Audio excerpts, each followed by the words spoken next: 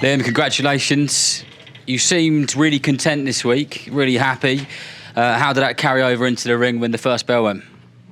Yeah, do you know, at some points it was too easy. I made it hard for myself, and my corner was reminding me to just keep it simple. It was a bit like a spar at times, and then it's like when I expected him to get tired, he'd come on a bit and give it a good go, give me a tougher fight than I expected.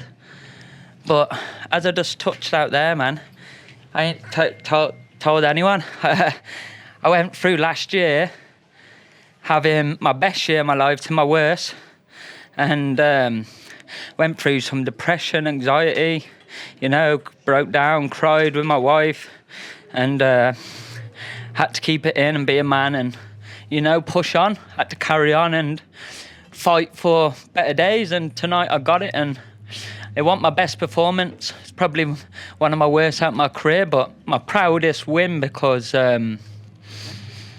had a lot of shit going on in my head, you know, and kept a smile on my face, tried to be the same old confident Liam.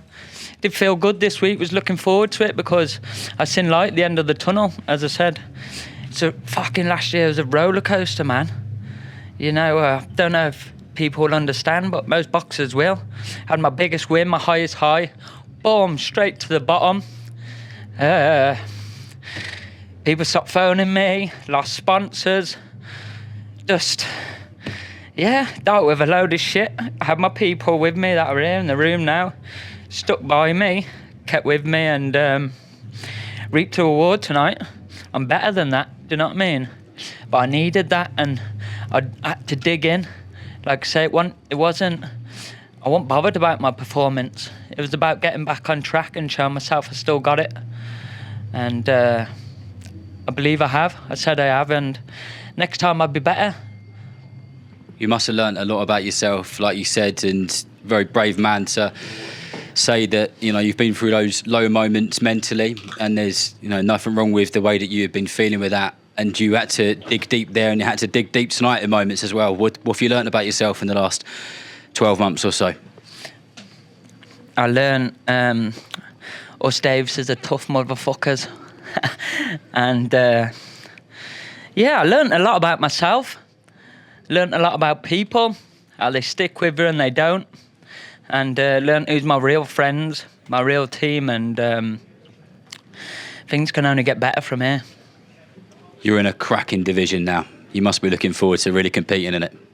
Yeah, don't give a fuck about any of them, to be honest. I'm just, like I say, tonight's not about anyone else but myself.